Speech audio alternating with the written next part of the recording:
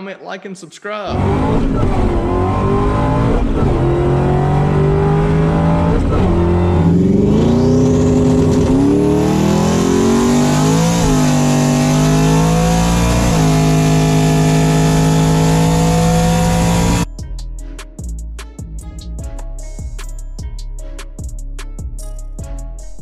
Hey, what's up YouTube?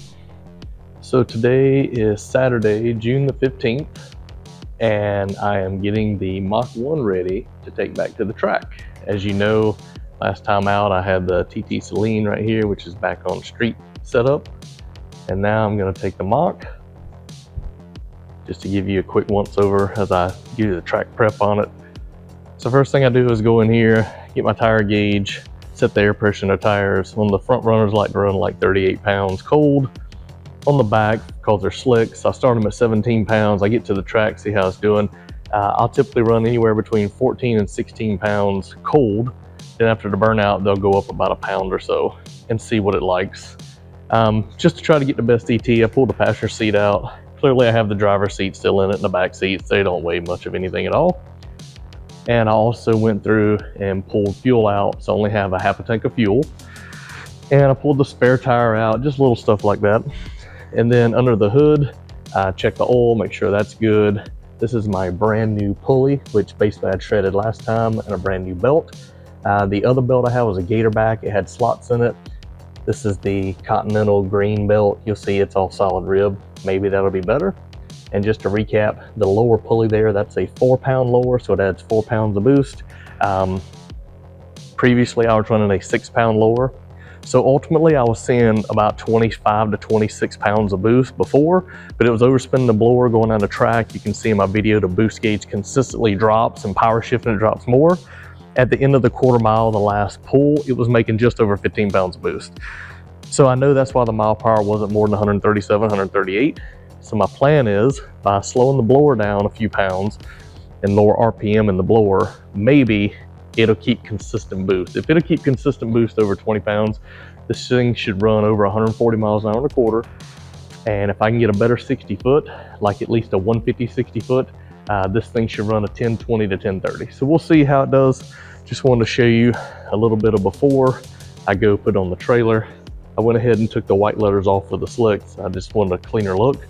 And a tip for doing that, just take you some brake clean on a rag and a brush, and brush it off and wipe it off, and cleans up really nice and really easy without a lot of impact.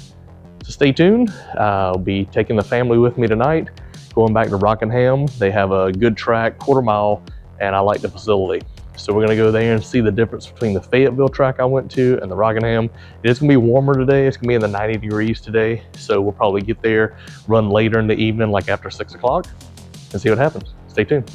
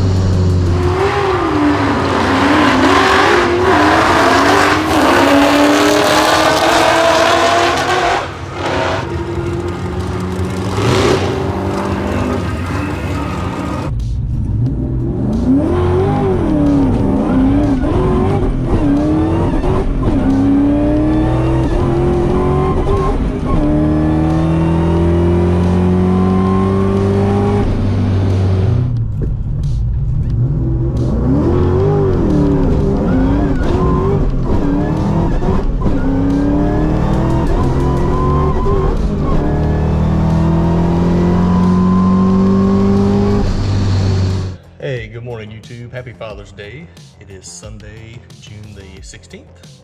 I'm doing a little quick recap of my outing last night at Rockingham. Took the family with me, had a great time just hanging out. You know what they say, a bad day at the track is still better than a good day at home or at work. You know what I mean? So, but let me get this over here.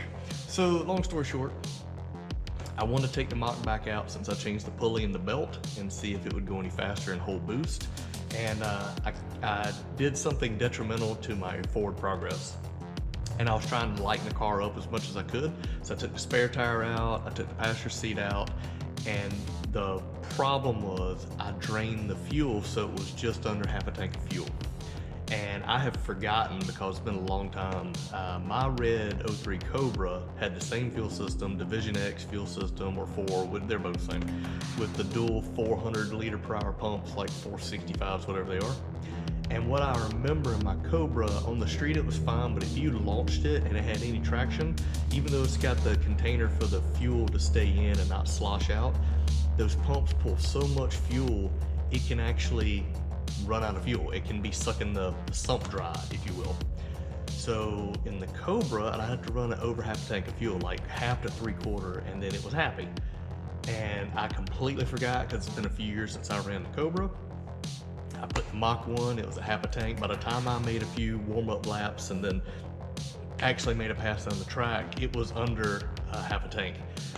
And the car just started running like crap. It was spitting and sputtering. I thought, well, you know, first pass, I thought maybe something, my two-step was messed up. So I completely disconnected the two-step, took it out of the circuit, hooked it back up like factory, ran it again, and it did worse the second time. And I was like, man, if it was a spark plug or a coil, by the time I got in fourth gear, it was still spit and sputter. But once I get in fourth gear, it was fine, which was very strange. And what you can consider is when you're in first and second, even third, it's sloshing the fuel back and away from the pumps.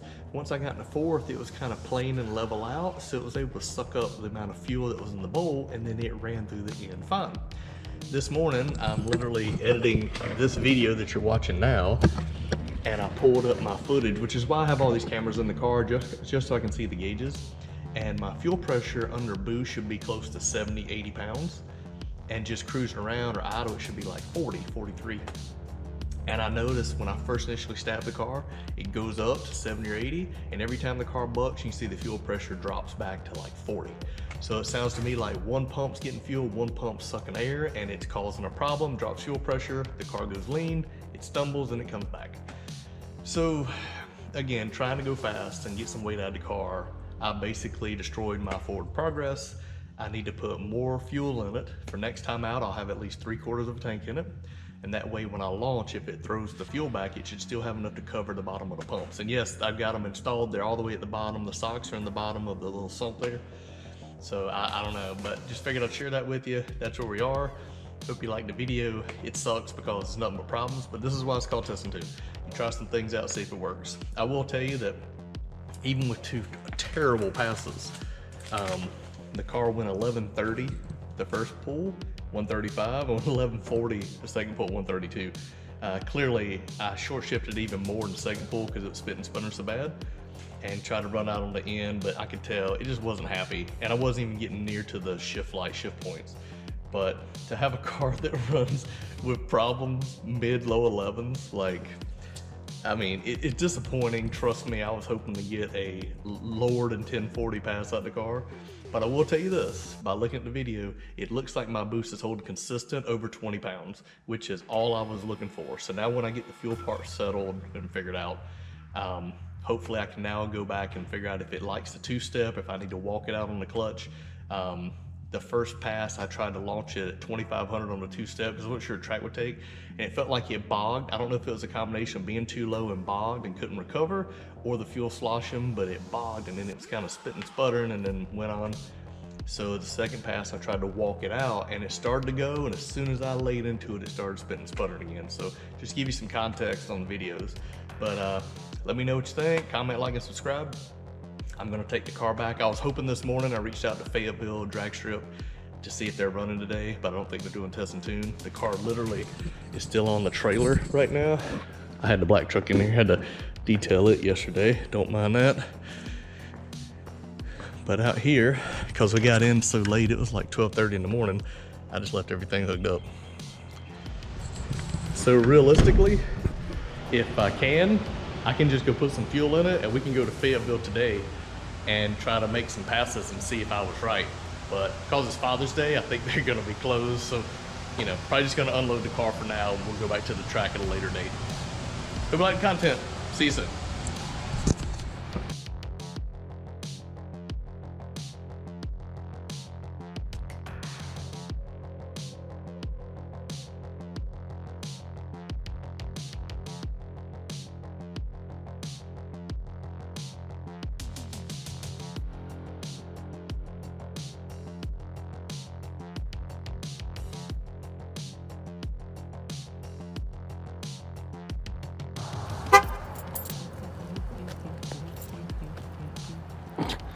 Doing video?